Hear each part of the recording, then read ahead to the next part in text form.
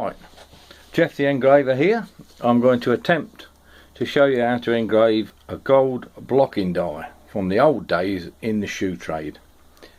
Right, I'm going to switch a blower on that will blow the debris away while I'm engraving. It'll be a bit noisy, but here we go. Turn the machine on.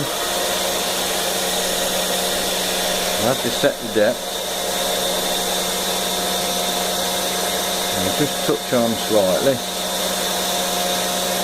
That's a good touch on, that is. Right, now I'll set the depth on the micrometer depth raise. Raise it up. Right, I'm going to run round with the roughing cutter. They're all very fine cutters, these are, like needles. So bear with me, it takes probably 10 or 11 minutes. I'm trying to keep my hands out of the way, and I hope this is in focus for you. But I've got to get rid of this debris first, and get rid of all this.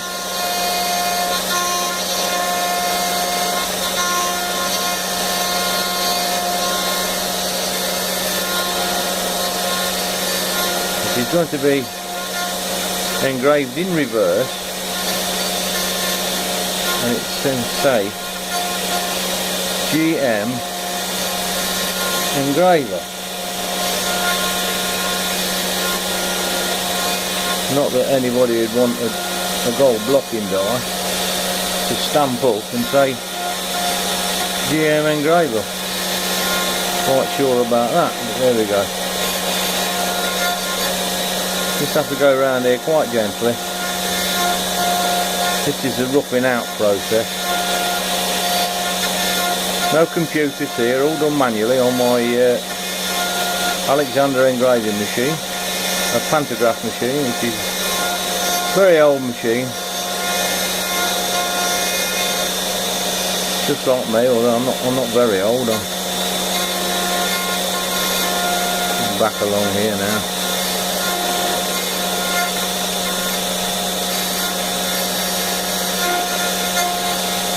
Here we go.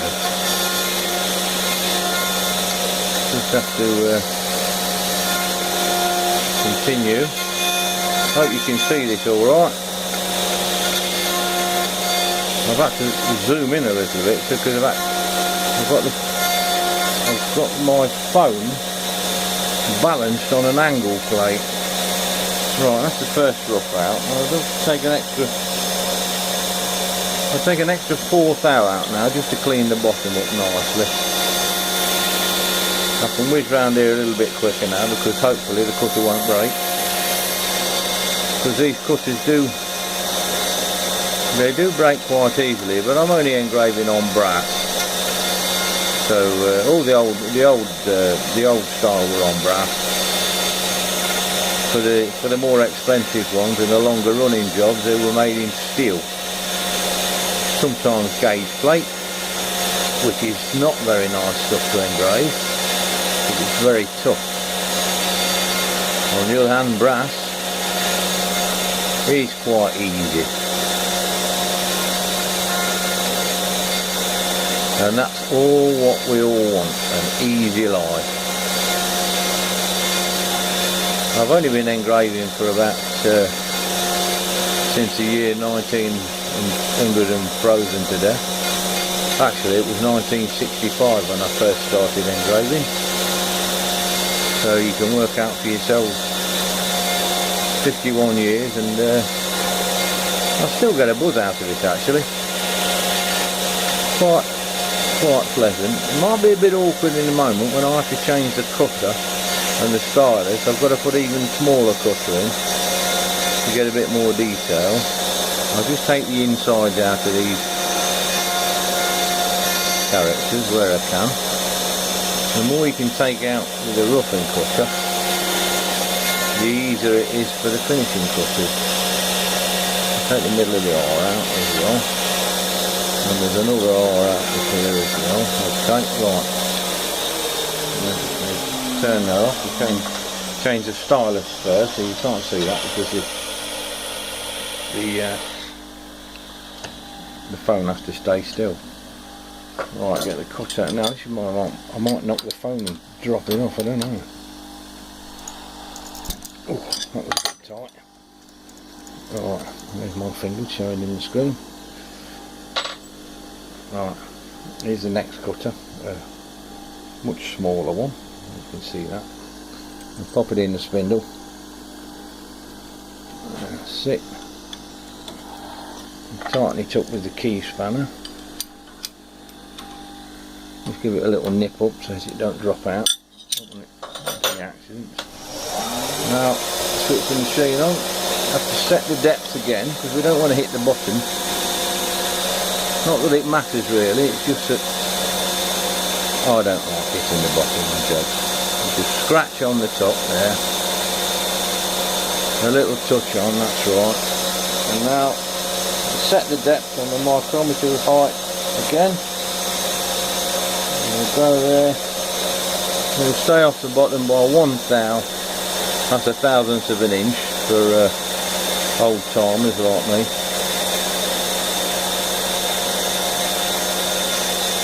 I'll be a bit more careful with this cutter. It's quite easy to break. This is going to give us some nice detail. But when it's going full depth here, I just lift the cutter up slightly. Take it in a little bit at a time. That's the G roughed out. Now we do the M. We'll lift the cutter again here to take him through between the M and the E. A little bit at a time. Well, it's only 24 thou deep, which is about 0.6 of a mil. That's quite deep enough for a blocking die. And these days, if I was making a blocking die for someone, I wouldn't hand finish the corners out because my eyes are not good enough anymore. I'd need too much of a magnifying glass. Besides which, I haven't got any hand engraving kit anymore. It all wore out. And I was never that good at it anyway. So this is taking shape now. I think we're about halfway there, maybe a little bit more. This is taking, I'm going to take a chance and go through here on one go. Oh, that was alright. No problem. Clean the R up.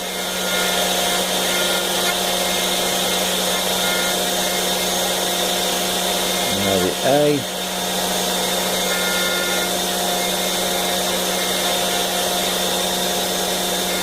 Onto the V. The master copy is up on the copy table, and it says exactly the same as what's in here, obviously, because it's a pantograph copying machine. And I'm working on the job 4 times smaller than the actual master copy that's up on the table. Right, that's all the outside done. I'll just go the inside of the R. Very important not to forget the inside of the A. And the inside of the other R. There are no more inside, so turn the machine off. Change the stylus, just going for an even smaller finish now with a very, very fine cutter. Maybe you can hear me, I keep moving away. I've now got to try and change this cutter without knocking the phone over again. Oh, that's better.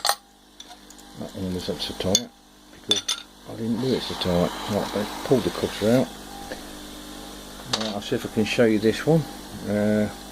This one is even finer. A very fine point on this one. It's 13 degrees set on the grinder that I use to make the cutter, which is an inclusive angle of 26 degrees, which is quite a steep angle really.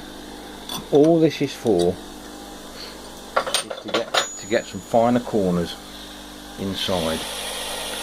And be very careful. I'm going to set up in the middle of the A. I've had to move the light out the way a bit as well. So I've got to use my ears on this. That's it, I can hear the cut. A little bit more depth. There, I can hear it. Right, that's the A. I'll do the V and I'll work backwards. I'll come back. Shouldn't really start halfway down because you might forget where you started from. I usually start at the very beginning, just like in The Sound of Music. I'm not going to sing it. I don't want to make it rain. Oh, go on then, I will. Do a dear. No, that's enough. Start at the very beginning. There we go, round the inside of the R. We did the A, so we come back to this R. Right, around this one. Excellent. So we do the inside of the R, so I don't forget. I'll do the S, even though there aren't any. Oh, it's not an S, it's a G. What am I talking about? There's not even an S on there. Round the N. Nearly finished now. We're coming to the finishing stages. Inside of the E. Just nipping those corners out for this smaller radius. And now we do the N. I've got quite a way in the end. There, that was a nice cut. And another nice cut. That's it. We'll come back and go around the inside of the G.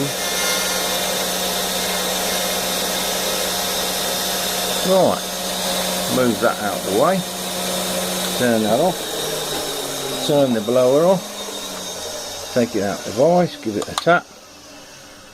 Hey, what's happened there? It's supposed to be reverse. A bit of engraving magic. Good old Geoff the Engraver.